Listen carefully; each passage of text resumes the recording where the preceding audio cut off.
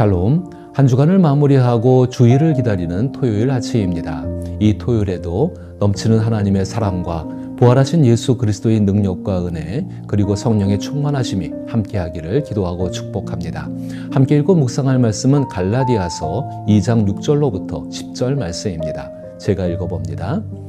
유력하다는 이들 중에 본래 어떤 이들이든지 내게 상관이 없으며 하나님은 사람을 외모로 취하지 아니하시나니 저 유력한 이들은 내게 의무를 더하여 준 것이 없고 도리어 그들은 내가 무할례자에게 복음 전함을 맡은 것이 베드로가 할례자에게 맡음과 같은 것을 보았고 베드로에게 역사하사 그를 할례자의 사도로 삼으신 이가 또한 내게 역사하사 나를 이방인의 사도로 삼으셨느니라.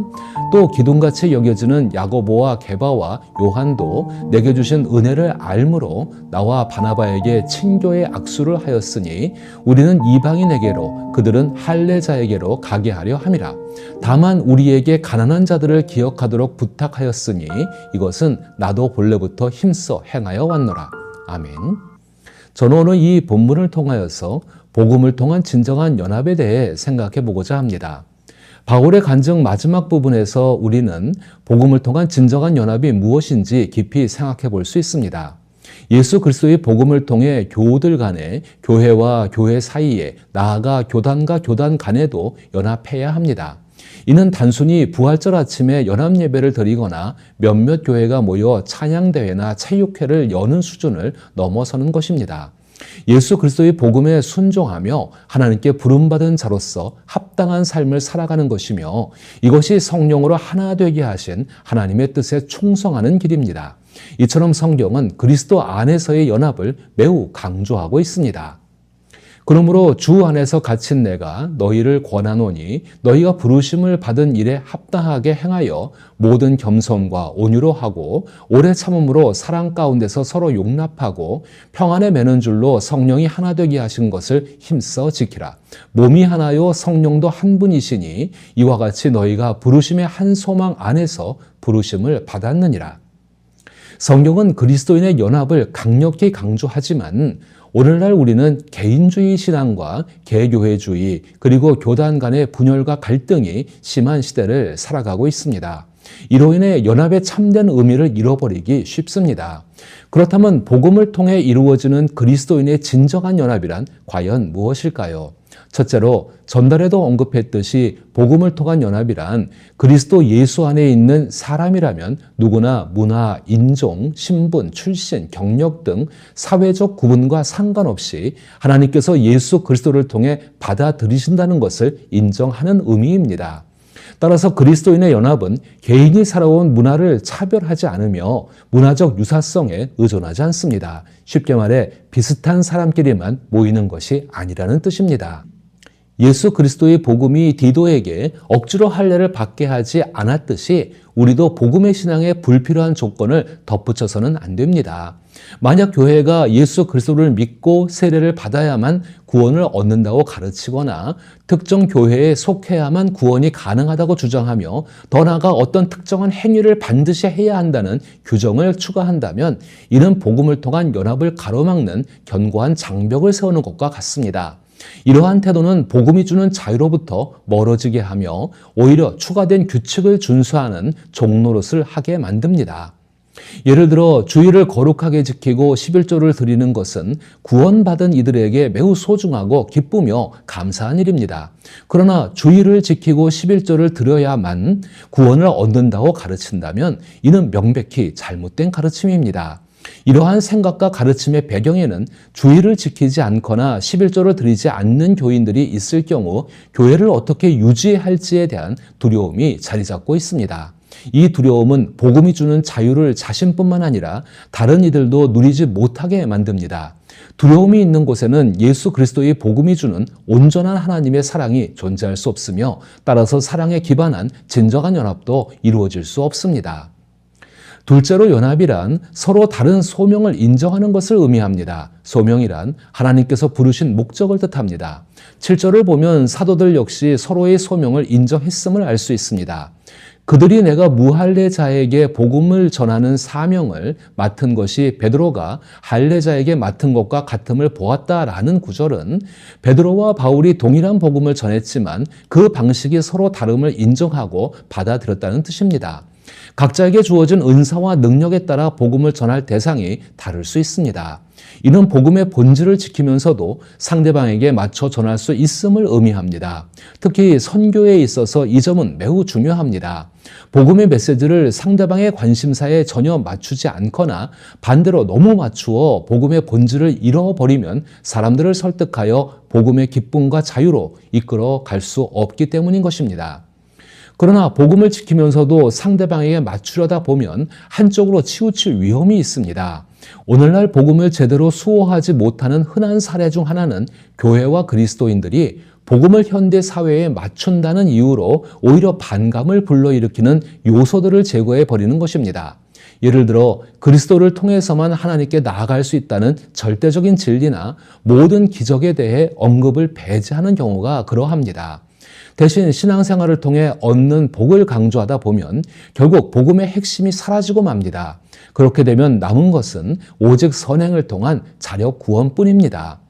정반대의 경우도 존재합니다. 복음을 지킨다는 명목하에 전혀 현실에 맞지 않는 태도를 보일 수 있다는 점입니다. 많은 교회와 그리스도인들이 자신들만의 음악, 조직, 특수 용어에 지나치게 집착한 나머지 외부인의 취향과 감성을 수용하려는 변화의 의지가 전혀 없는 경우가 있습니다. 이는 마치 고대 그리스 신화에 나오는 프로크루스테스의 철침대 이야기와도 같습니다.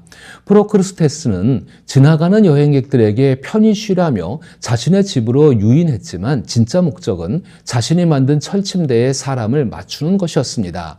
침대보다 몸이 길면 다리를 잘라내고 반대로 몸이 짧으면 억지로 팔다리를 늘려 침대에 맞추려 했습니다. 즉 사람에 따라 침대를 맞추는 것이 아니라 침대에 따라서 사람을 강제로 끼워 맞춘 셈입니다. 자유를 주는 복음이 획일적인 기준으로 변질되면 그 기준은 사람을 억지로 끼워 맞추는 폭력으로 변질되고 맙니다.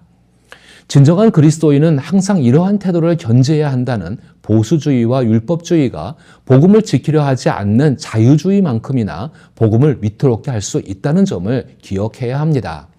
성경이 우리에게 주는 교훈은 사도들이 복음의 메시지와 그에 담긴 삶의 방식을 기꺼이 서로 받아들였지만 동시에 그 메시지에 자신을 맞추는데도 열려 있었다는 것입니다. 이것이 바로 우리 교회가 힘써 실천해 나가야 할 복음에 합당한 삶의 자세입니다. 마지막으로 그리스도인의 연합은 가난한 이들을 잊지 않는 것을 의미합니다. 10절 말씀을 살펴보십시오. 다만 우리에게 가난한 자들을 기억하도록 부탁하였으니 이것은 나도 본래부터 힘써 행하여 왔노라. 베드로와 바울은 각기 다른 선교 현장으로 부름을 받았지만 두 사람 모두 가난한 이들을 돌보는 책임을 지고 있었습니다.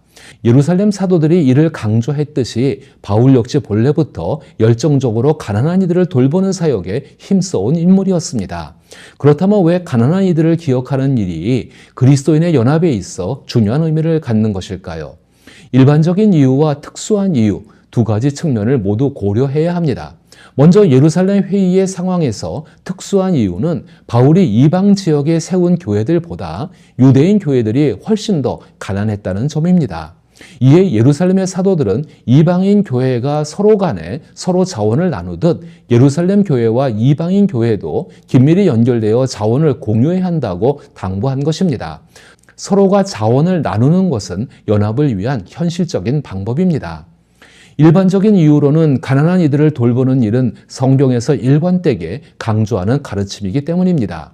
예수님도 이 점을 온전히 본을 보이셨습니다. 성육신을 통해 예수님은 가난한 이들 곁으로 오셔서 사회의 가장 낮은 계층과 함께 살고 먹고 어울리셨습니다. 예수님은 이러한 사랑과 자비를 긍휼이라고 부르셨습니다. 그리고 성경은 우리에게 예수님을 닮아가라고 가르칩니다. 따라서 그리스도인들은 가난한 이들을 돌봄으로써 서로 연합하게 되는 것입니다. 인간의 마음은 자유와 공동체를 갈망합니다. 그러나 자력구원의 신조에 기반한 세계관이나 종교는 이 두 가지 갈망을 궁극적으로 충족시켜주지 못합니다. 오히려 사람들을 문화적 기준에 따라 나누고 정서적으로 얽매이게 할 뿐입니다. 오직 그리스도 예수 안에서만 우리는 하나님께 받아들여지는 참된 자유를 누릴 수 있으며 국경과 문화의 차이 혹은 다른 모든 사회적 기준과 차이를 넘어서는 연합을 이룰 수 있습니다. 바울의 복음에는 바로 이러한 연합과 자유가 담겨 있습니다. 또한 하나님께서는 2000년 전 계시를 통해 바울을 예루살렘에 보내시어 이 연합과 자유를 지키도록 하셨습니다. 바울은 분열과 속박에 굴복하지 않았습니다. 바울이 그렇게 할 수 있었던 것은 바울이 따랐던 분이 예수 그리스도였고 바울은 예수님을 닮아가고 있었기 때문입니다.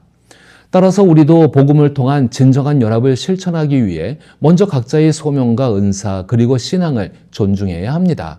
복음의 본질을 지키는 동시에 상대방의 상황과 필요에 맞추어 열린 마음으로 복음을 나누는 자세가 필요합니다. 또한 그리스도께서 보여주신 긍휼의 사랑을 본받아 가난하고 소외된 이웃을 잊지 않고 돌보는 일에 최선을 다해야 합니다. 이러한 태도는 교회 공동체 안에서뿐만 아니라 다양한 문화와 배경을 가진 사람들과의 하나됨을 이루는 데에도 반드시 필요합니다. 복음 안에서 누리는 참된 자유와 연합을 삶으로 나타내며 서로를 섬기고 사랑함으로써 하나님께서 원하시는 위더스 공동체를 세워나가기를 기도하며 축복합니다.